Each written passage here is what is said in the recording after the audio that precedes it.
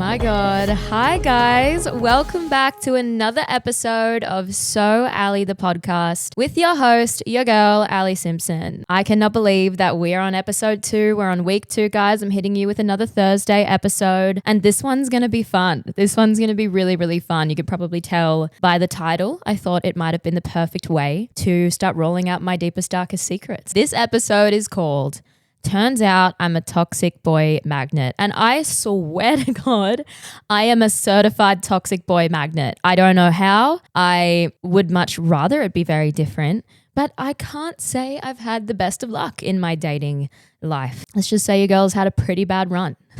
Somebody tell me why and how I keep doing this. I don't know if I'm just attracting bad dudes or if I'm like deep down, I just really like toxic dudes and bad boys. You know, I thought for a while maybe that was my problem, but now I'm just sheer out of luck. So it's time we change that. Okay, babes, now let's get straight into it. Now I know we all have that one ex, maybe 2, maybe 3, 4, 5, and counting. We all have that one ex that we should have left on red. Now, I don't just have one. I'm definitely one of those people that has had multiple exes that absolutely should have been left on red. In this week's episode, guys, we are diving into my experience with toxic guys. Now, have I got some shit to unpack here? And no, this isn't just going to be a roast session. I'm going to cut the guys some slack. I'm not just going to sit here and roast them all and cry poor me. It's going to be me debriefing, unpacking some things that I've been through in past relationships, what I've learned from them, how I dealt with them, how I healed from them, and we'll try to dive in on how to spot the red flags before it's too late. So this is just going to be a bit of a story time, a bit of a therapy session, and hopefully somewhere along the way while we're talking about all of my shitty experiences, we can come to some sort of conclusion that there are nice guys out there. There are nice guys out there and nice girls that are fully capable of love, emotionally available, not manipulative, and fun, I'm sure. I know they're out there. It's just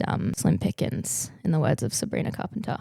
Now, disclaimer, I'm not going to be naming any names on this podcast, of course. I'm not trying to get sued and shit. You know, I'm not trying to start any wars. I'm not trying to open old boxes or anything like that. We don't need any of these guys coming running back anytime soon, or the opposite, ending up not very happy with me. So we'll keep all of that confidential for now. But that's not stopping you guys from doing your little deep dive and investigations onto who I've dated and maybe connecting some dots. That's not up to me. I am just going to be sitting here spitting some truth and talking about what I've been through. Now, if I've got some guys listening, which I know that I do because I've seen the stats from the first episode, I'm so stoked with you guys. I'm so happy about how the show's going already. We're only on episode 2. I'm over the moon, but that was me getting a little sidetracked. But yes, guys, don't get me wrong. I know that girls can be equally as toxic. I too have probably been toxic. I'm just here to share my experience in dating over the last few years. So strap in.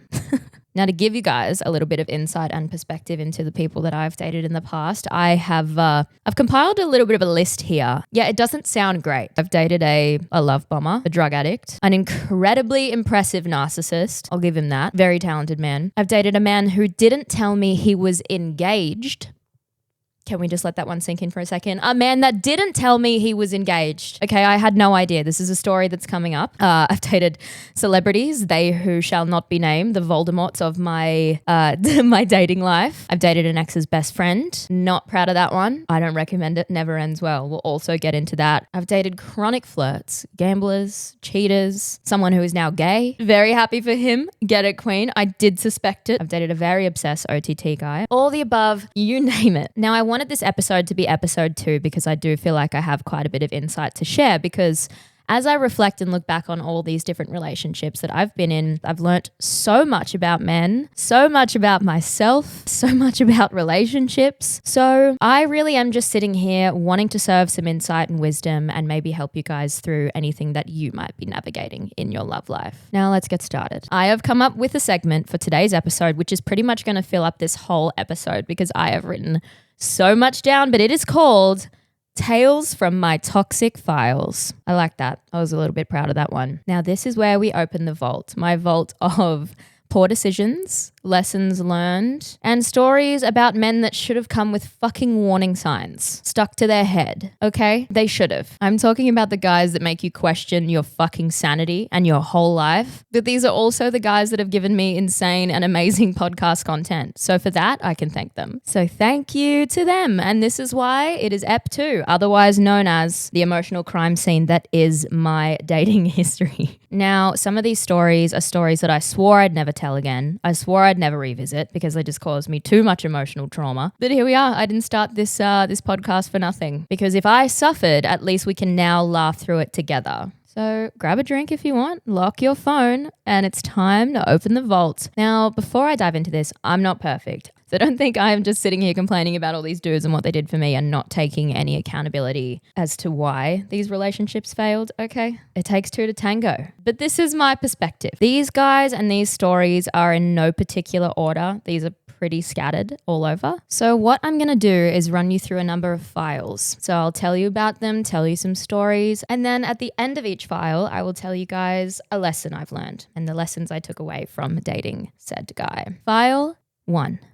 The love bomber. Amazing start. Now, I know I said in no particular order, but this one has to be one of my very recent. Where do I even start? He came in so hot. Like, he came in so hot and so hard. That sounds a little rude, but no, he came in so hot and so hard. It was like fucking fireworks. This was like the kind of crush that was just intoxicating and crazy and happened so intensely and so fast, which I guess that's what love bombing is. This is the kind of guy like the, oh, I've never felt this way before type guy. That's really nice and sweet if you get that from a guy that you've been dating for a while and he knows you and he's falling in love with you as a person, but not after like a week. Okay, not after a week. You flag that if that's coming that soon. But what did I do when this crush started up? I fucking believed him. I ran with that shit as hard as I could, because that's the most confusing thing about love bombing, right? It's like when they're coming at you so hard and so hot and heavy, you kind of feel like you have to reciprocate the behavior. Because it's like, if I'm getting all this from him and I'm not sort of meeting him on this level, then it's going to go away. Or is it going to be all over? Like, I know I was thinking like, do I have to match this kind of energy for this to work? But like I said, I ran with this shit so hard because I mean, like, who doesn't love a bit of grand romantic energy? The one that you feel like just sweeps you off your feet. That's exactly what this was. But it was very strange because it was a little bit of long distance. And I feel like we kind of like fell for each other online. I mean, it's not that weird because it happens all the time these days, but the way that this escalated was really, really, really bizarre. So when I think of love bombing, and this is the only time it's happened to me, I know love bombing gets thrown around heaps, but I didn't know what it was, nor did I understand it until it happened to me. It felt like being swept up in like the world's biggest cyclone, like this crazy ass cyclone of just love and butterflies, and then poof, he's gone. Dust. Pulling the fucking Houdini on me. I'll tell you what, he disappeared faster than my dignity after he dumped me on FaceTime. That says it all. He left, and damn did it leave me in this like post-love bomb hangover. Circling back to the dumping over FaceTime, might I add that that was only 2 weeks. 2 weeks after he said, I love you, and 2 weeks after he asked me to be his girlfriend. Yeah, 2 weeks is a very, very short time to be in a relationship with someone. So can I even call him my ex? At this rate, I feel like it doesn't even count. The wildest part about this is the night before he broke up with me on FaceTime, he was asking me to post him on my Instagram. So I really don't know what went wrong there. I'm going to bring it down to just some crazy ass love bombing. Like when I say love bombing, it's everything all at once. It was, you know, the texts, the FaceTimes, the calls, the Instagram DMs, Spotify playlists, love letters. Let me tell you, he was doing this all day, every day, right up until he wasn't. And that is the strangest part about it. He did tell me when we ended, it wasn't because of anyone else, but he now has a new girlfriend and had a new girlfriend within, I think it was maybe 2 weeks. And they are now plastered all over Instagram. Very happy for them. Very happy I'm out of it.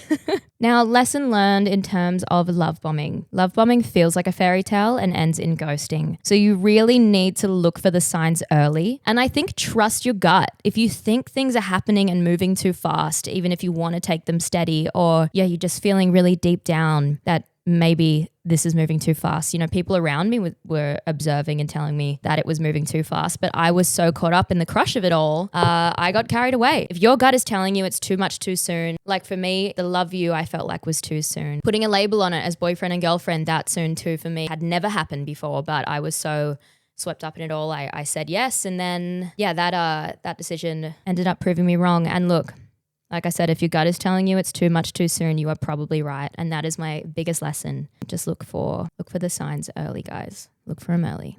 File 1. Concluded. File 2. This is a bit of a fun one. The obsessed one. Now, this one was maybe too much of a good thing. Like at first, it felt amazing. You know, like the constant texts and compliments and the I just want to see you all the time. And this love did feel real. And it was beautiful for me in the beginning. But then as time went on, kind of didn't really sway that way. It went from all the great things in the beginning to then kind of getting a little weird. Weird as in, you know, why aren't you answering the phone call? I can see you're active on Instagram. Or why aren't you replying to me if I'm out with my girlfriends? Or, you know, things like that. So the more it went on and the deeper it got, I started to feel less and less like his girlfriend and more like a project he wanted to monitor.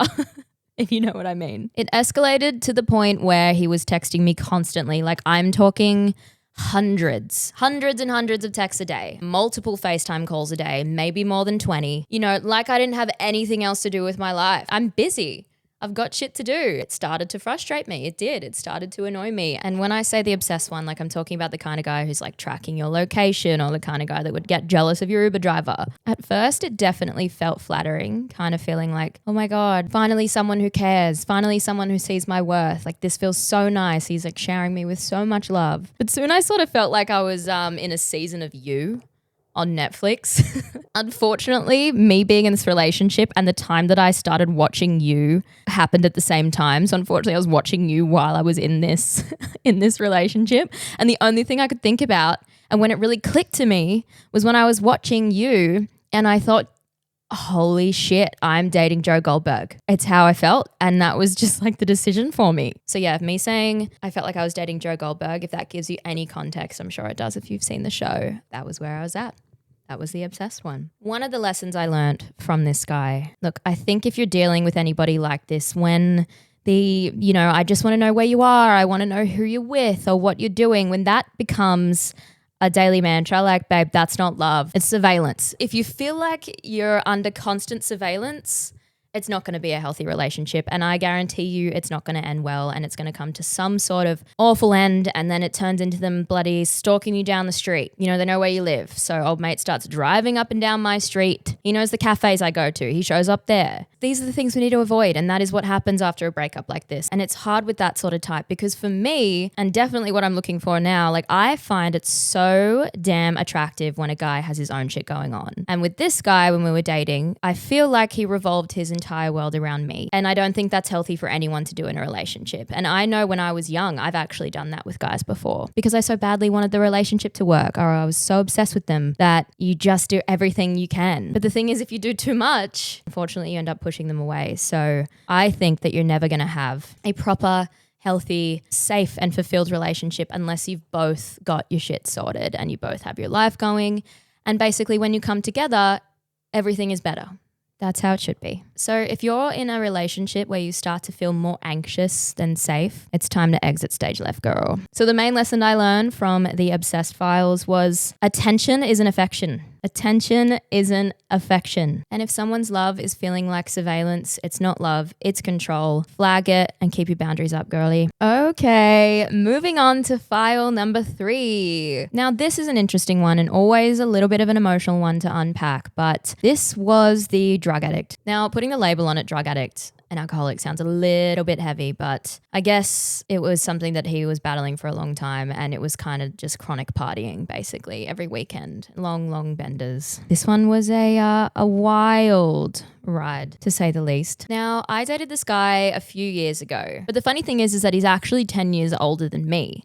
So when we dated, I'm the age, I'm like, does this make any sense? So when we dated, the age I am today was the age he was dating me, which is a really interesting way to reflect on that relationship actually, because I don't know if I'd be doing these things at at my age now in a relationship. So that says a lot. So me and this guy, we dated for a year and a half maybe. And a lot of it was good, but a lot of it was bad. I feel like it was very 50-50 and very up and down, this relationship. Just to give you a little context, we dated for 6 months before I found out that he was doing coke every weekend. So we were living in LA at the time. I was young. I was loving partying and just going out and getting amongst the nightlife every weekend, as you do as an 18, 19-year-old living in Los Angeles. But yes, it is really funny because I didn't know that he was doing bag every weekend for the first 6 months. Because I was so young, I never understood why him and all of his mates, it's so funny to reflect on now, but I never understood why every time we'd go out for big group dinners and we'd have so much fun, and then we'd go to the bars, and then we'd go clubbing, and then we'd go to some house party, and then we'd all end up back at our house, back at our apartment. And I could never understand why they could stay awake and party until 4 a.m. when I was like passing out asleep at midnight after 10 drinks, you know? Maybe it was because I was so young and I was so oblivious to the world of cocaine and drugs that I had no idea that that's what was keeping them up. I just thought, damn, these guys are professionals. Like they can party and go on and on and on, sometimes for days. So yeah, it didn't click to me until we actually went to karaoke as a group for my boyfriend's birthday party. And I brought along one of my best friends at the time. We were there, we were drinking, we were having fun, singing, dancing. Old mate's there. Old mate is in the boyfriend at the time with all of his friends. There's a big, big group of us. Anyway, I go and give him a big kiss, go and plant a big one on his face, as you do. And pretty much instantly, straight away, my mouth went numb. My lips went numb. They were tingling. I didn't know what had happened. I then started freaking out that like someone had spiked my drink. Like I never would have thought it was because my boyfriend was on cocaine and obviously put it in his mouth and like transferred some over to me. I was so oblivious to it. So I say to my friend, I can't feel my face. I can't feel my face when I'm with you. But I was like, I can't feel my face. My lips feel weird. Has someone spiked my drink? What is going on? And she was so chilled and she goes, oh, is I almost said his name, is so-and-so doing cocaine? And I was like, oh, right. I was like, how on earth did that not click to me? That is why they can stay up all night. That is why they can party for 4 days straight and not go to bed. It just didn't click to me until that very moment. That then obviously led to a big argument between him and I because I brought it up. And he was trying to be sweet and get himself out of it by saying he just didn't tell me all these weekends because he didn't want to introduce me to cocaine and introduce me to the world of drugs and drag me into it, which is great. Super respectful. Okay. I appreciate that at the time, mate. But the lies is what I didn't appreciate. I think if he just told me and more openly communicated what had been happening, then it might have been a little better. Yes, it was a very interesting time. And unfortunately, me being so young and in LA and surrounded by all of that for so long, I did end up getting caught up in that world with him, which was a wild time in my life. And it turned into one of those just party-fueled relationships. Like it was so up and down, so on and off. There was always fights. There was always something happening. And it just wasn't a stable, healthy relationship. I just eventually had enough. I got fed up with it. He eventually opened up about his struggles with drugs and alcohol to me. So what I did, and this is something that I always do in relationships, I put him first. And I did everything that I could in my power to try and heal this guy, because it just got to the point where like I loved him so much that I was going to do anything I could to help him and help him fight these demons. I do definitely feel like I kind of lost myself along the way, and I just gave him so many chances. I gave him so many chances that I wish I didn't, and was a little bit stronger to just stand up for myself and walk away. But you can't tell yourself that when you're young, can you? It's just one of those things. Eventually, I knew it would take its toll, and it sure as hell did. I just couldn't deal with going any longer or any more nights, just like not hearing from him for 4 to 5 nights at a time. You know, if he was out partying in Ibiza, or he'd just go ghost. And I knew that's because he was on a bender, and not letting your girlfriend know if you were safe or anything like that is kind of not ideal. I also eventually found out after we'd broken up that there was a bunch of other women in and amongst all of this as well. So that sucked. But all in all, funnily enough, he actually ended up ending it with me so he could heal himself. And I have absolutely no idea at all how he's doing with it now, but I definitely do wish him the best. I think it's one of those things that I kind of became his like emotional rehab. Like I was really confusing love with trying to save someone that maybe wasn't ready or didn't want to be saved. This is my lesson learned from this one. You can't heal someone who is not ready to heal. Look after yourself and the right love will find you. Love shouldn't feel like a rescue mission. Never let a guy treat you like shit just because he's battling demons at the same time. His behavior should never be excused. Time for file 4, the narcissist. Now let me make this clear. I hate people throwing around the word narcissist because I think that it's a very freely used label and it's used way too frequently, maybe on people that don't deserve it. But let me tell you, my guy was a certified narcissist, like to the extreme that maybe I wouldn't even be surprised if his name popped up if you looked up what narcissist meant on the Urban Dictionary. If you haven't heard this word before or you don't know much about it, I will give you the actual definition. A narcissist is a person characterized by a deep-seated sense of self-importance, an excessive need for admiration, and a significant lack of empathy for others. They are characterized by having a high self-esteem and believing themselves to be superior to others. They tend to constantly seek approval and recognition from others and may display egocentric and arrogant behavior. This was a doozy. This was the kind of man that saw mirrors more than he saw me. And this is the hard thing about narcissists. He was so charming, so magnetic, and so confident and potentially a little bit obsessed with himself, but I saw right through that. In the beginning with narcissists, you definitely don't see it, and that is kind of part of the whole experience with them because in the beginning it just feels like a whirlwind. There's just constant like presents and trips and holidays, and you're just sort of blinded by their confidence, I guess, and I definitely was. I thought he was just a very charismatic, over-the-top, funny, loud, life of the party, was the star of the friend group, always being the loudest and funniest in the room, and that was something that I completely fell for and didn't see any narcissistic traits in the beginning. And again, this was kind of like the love bombing thing. I've only ever had it once. It's like you don't understand it unless you've been through it and lived in a relationship for long enough, and then you realize... But I didn't really realize that it was as narcissistic and controlling as it was until I had exited this relationship. I guess narcissists are always slightly in love, well, not slightly, they love themselves. So I did actually say when he broke my heart in the end, I actually said to my friends that the only successful relationship that this guy will ever have will be the one with himself. At least I know that's always going to work out for him.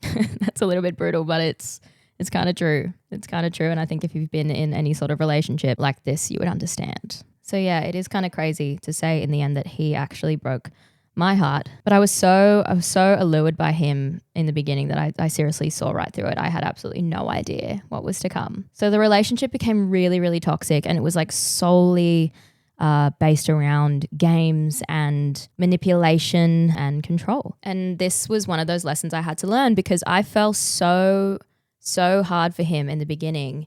And then I found myself in the end being completely controlled by him, which I hate, but it is what happens when you're in a narcissistic relationship. You don't see it when you're on the inside, but everyone around me saw it. I was so controlled by him to the point that I started to change who I was to please him. But once that was over and I was out of it, I saw everything. And I swore to myself that I would never get into another relationship like that. And I haven't since. We were so in love and intoxicated by each other and obsessed with each other, but not in a good way. You know what I mean? It's one of those things like it wasn't, that stuff can be good if it's healthy. Yeah, ours wasn't in a good way, and it turned out not ending very well. So we can do a whole episode on breaking this down, but yeah, definitely gets me a little fired up. But now we've come to the lesson that I've learnt with this one.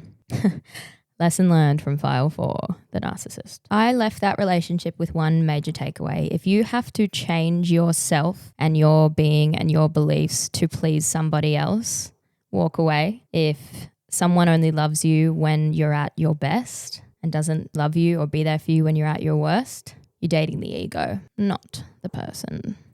Next. Okay, so the next file is crazy. File 5, the secretly engaged one. I feel like these are episodes of Friends, but they're all just bad. Okay, so this one actually blows my mind. And to this day, I am still deeply rattled by this one. It really upset me. It also probably instilled some major trust issues in me because yeah, God, this was not good. He was a bit of an older guy. On paper, he seemed perfect. Almost like too good to be true. The dates were fun. We would go out for dinner and like laugh and have drinks and just talk for hours and hours and hours on end. The first few dates definitely seemed just way too good to be true. The thing that I did flag with this one quite early, I did find myself asking the question, okay, how can a man like this, who is his age, he's super hot, he's so successful, got a great job and career and everything, be so amazing and so fun but still be single? That was the question that was lingering in my mind when I first started dating this guy. Mind you, it didn't last very long because I was able to find out the truth quite quickly, thanks to the help of my mother, actually. So I'll give you the quick rundown. Been on a few dates with this guy, went and saw my mom and she goes, something doesn't feel right about this. And the biggest flag that I should have flagged in the beginning, he was on private on Instagram, right? But I had followed him on Instagram after our first date because I thought it was a successful date. And he never accepted me as a follower, like ever. But I was trying to justify it in my head being like, okay, well, he's old, so maybe he just doesn't use Instagram very much and he hasn't been on and he hasn't seen it. So we continued to go on dates and they were great and everything was awesome. Again, no red flags. It just seemed all too good to be true. But mum goes, yeah, I don't know. Something is up here. So we did a little bit of mother-daughter investigation and we found that he had mutual friends on Facebook with one of my mum's friends. So we just gave him a ring. Let's just ask him. We'll give him a ring and ask about him. And basically, pretty much straight away, my mum's friend said, oh yeah, I know him. He just got engaged. And he was on speaker and my heart fell out of my chest. He just got engaged and we went on a date last night and hooked up. Like, ew, huh? What? And I was like, no, you've got to be joking. And he's like, no, it's like, it's all over Instagram. Like, surely you've seen it. I'm like, no. I haven't seen it. One, that solves my problem as to why he didn't accept me on Instagram. He didn't want me to see said engagement. And two, I was like, give me her name. Like, I'll stalk her page instead. Found her page, ended up seeing their engagement everywhere. Like, this engagement had happened 2 weeks prior to, I think it was 2 weeks prior to our first date. What? Like, that to me is just bizarre. So I was like, okay, well, what do I do in this situation? Obviously had to bring it up to him. So me thinking I was pretty funny and clever at the time. Like, I mean, in all honesty, I felt so awful. Like when I first found out, I burst into tears, but not because I was upset about him. I was upset about what I was now involved in their relationship that I had absolutely no idea was going on. I had no idea he was engaged. It made me so upset to know that I'm going to have to do something. I'm going to have to tell her or have a really difficult conversation now. It basically broke my heart. I felt so awful. I felt sick to my stomach. So what I did was I screenshotted the photos from the engagement and it was the most extravagant thing I'd ever seen. And I texted him a picture of it and I just said, so you left that detail out. That was all I said. He replied pretty much instantly and said, are you okay? Huh? Are you okay? Didn't say anything about it whatsoever, just are you okay? I replied with, are you?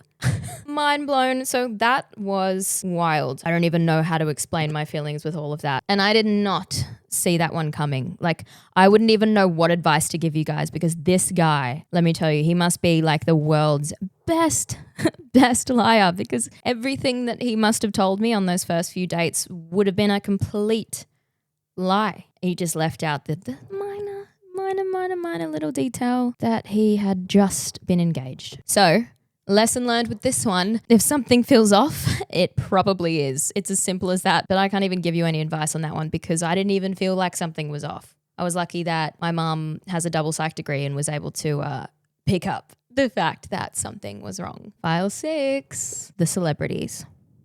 Ooh. I know you guys probably just got a little bit excited, but I think I will save file 6 for some episodes to come. Sorry about that. We can move on to file 7, the cheater. Unfortunately, I've had a few of these, so this is just one example. I guess the saying, once a cheater, always a cheater is very, very, very true. Yeah, so this guy, he definitely swore that I was the one. And you know what? Maybe I was on Tuesdays. Maybe not on the weekends. seen other people like it was a fucking side hustle. But I found out by doing some deep diving and some investigating. Like at this point, I probably could have started like a private investigation agency or some shit with all these clues that I can collect. I'm practically a professional at this point, and I do hope that the next relationship that I get into, I don't have to pull out the fucking PI skills. Okay? Sick of it. Yeah, I just ended up finding out from so many chicks afterwards. They're like, yeah, girl, like you should not have been dating him. And I'm like, oh, damn it. Where were you guys 6 weeks ago? Anyway, it happens. But the lesson I learned from him and that situation is that if you're constantly seeking proof of loyalty, you already have your answer. It's, again, as simple as that. So these are some great lessons that I've learned from all these. It's seriously the only way I can look at it. We've got 2 more files. I am talking your ears off, but file 8. This one's a little bit controversial. The ex's best friend. Shit. Yeah, I did go on to date my ex's best friend after he broke up with me. I think this is like when you're young, it's like peak heartbreak revenge. Like this was peak heartbreak revenge. Yeah, like, oh, that'll hurt him because he hurt me. Mind you guys, I was very young. It was definitely heartbreak revenge, the worst kind. I definitely don't recommend it. I'm not proud of that one. You know, this guy really hurt me. He cheated on me. The relationship became to a toxic end and I was heartbroken. And in my defense, it was actually the friend that reached out to me first. I'm going to blame it on him. He initiated it. But obviously, I said earlier in the episode, it takes 2 to tango, and it did. It starts out, you're just talking. Maybe you're having a few laughs about the ex, XYZ, and, you know, a few drinks get involved and it just crossed the line. And once I crossed the line, I couldn't go back. All in all, obviously, that ended up ending as well. So I really just became the main character in the plot twist of the boys group chat. Yeah, I'm not going to live that one down. It was a wrong move by me.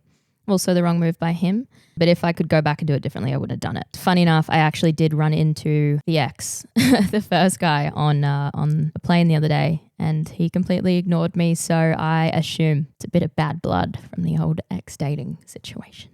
Like it's been long enough. Let's move on.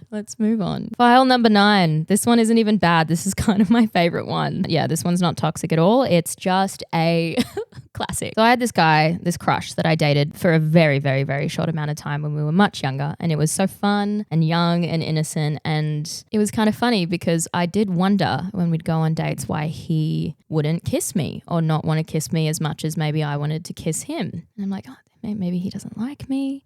Or maybe he just sees me as a friend. Who knew? I was all up in my head about it. And then I guess when I did get a kiss in, I'm like, damn, he's a great kisser, which makes total sense now. I haven't even said what the file name is. The file name is The One That Is Now Gay. That honestly deserves an applause because we are all good now. And I am so goddamn proud of him. So hell yeah, at least one of us found the right team. That's my toxic files. I guess it's a major collection of my heartbreaks, my hard lessons, some hilarious red flags in disguise. I can definitely sit here now saying that each of them has taught me something, you know, in so many different ways about boundaries, self-worth, about what real love should, and I say should, feel like and what it shouldn't. It's taught me a lot about myself and what I believe I deserve. And honestly, reflecting on all of those situations and experiences, I wouldn't change any of it because if I didn't have all those experiences, I wouldn't be the girl sitting right here in front of you today. I would be very different. So all of those experiences, relationships, and guys have shaped me into the person that I am today. And the person that I am today and the Alli that's going to move into another relationship eventually, hopefully a much more successful one, is unapologetically her. I feel very ready for that now and I'm in a really good place. And I think that moving forward, fingers crossed, we don't have any more files added to the vault because it's too much. I'm pretty ready for things to start being good. Now, before I wrap up this episode, I definitely do want to make it clear that not all men are toxic. There are definitely some amazing ones out there, you know, emotionally intelligent ones, guys that are actually emotionally available. And I can say that I haven't had all bad. I've definitely had some guys along the way that restored my faith, I could say, in love and relationship and friendship. But unfortunately, those guys, and during that time of my life, I wasn't ready for a relationship. So it was like when you thought the right one was there, I wasn't in the mental space or ready for a relationship. So it's just that weird timing, 6 degrees of separation. I don't know, not the right timing. What do you call it? Revolving doors. Yeah, so that's a little unfortunate, but again, wouldn't change that either because I don't believe that they were meant to be. Moral of the story, there is hope. And I don't want you guys listening to this episode thinking, oh my gosh, there are so many bad guys out there and I shouldn't trust anyone ever again. I've just had a pretty bad run, and I know there's a lot of people in my life that have also had a bad run. There is hope. I believe they're out there. They're somewhere to be found. I don't know where. If you guys know where they are, hit me up. I know the right thing will happen at the right time. So I guess what I want you guys to take away from this episode, if you're out there dealing with anything that I just spoke about, all those files or all these lessons that I've had to learn, you are not alone. I do think that every hard relationship and everyone that comes into your life, this is a quote that I do love, that everyone comes into your life for a reason, a season, or a lifetime. And that I truly believe. This was 9 reasons and a few seasons, but I think they all come into our lives to teach us something. Toxic people can teach you what peace isn't, and I think that's really powerful. Now I know if it costs me my peace, it's too expensive, babe. Like, I don't want it. So guys, that is it for this week's therapy session, I should say. Remember, babes, if he's not bringing you peace, he's bringing you problems. So flag them early. You deserve better. I am here to help. I love you all, and I goddamn mean it. But yes, remember, if he's not bringing you peace, he is bringing you problems. Now, before I wrap up, don't forget to follow at So Alli Podcast on Instagram. Follow me at Alli Simpson again too on all social media. And remember, I have a new episode for you guys every Thursday. Just drumming that into you again every Thursday, babe. So keep those calendars marked. This was a very fun and emotional episode. I feel like I need to go have a glass of champagne right now. And let's just hope that these guys that I have mentioned, I haven't said any names, let's just hope that they don't listen to this. Because I think if they did, they would know which one was them. But hey, like I said, they all had their good and they all had their bad. It's called growth, baby. So I am very much looking forward to next week's episode because next week we have our very first guest. I'm not going to tell you who. You can drop it in the comments and try and guess. I'm sure most of you would connect some dots and probably be able to figure out who my first guest would be. But that will be next week. So until next time, strap in, babes. This is So Alli. Episode 2, over and out. That was a fun one.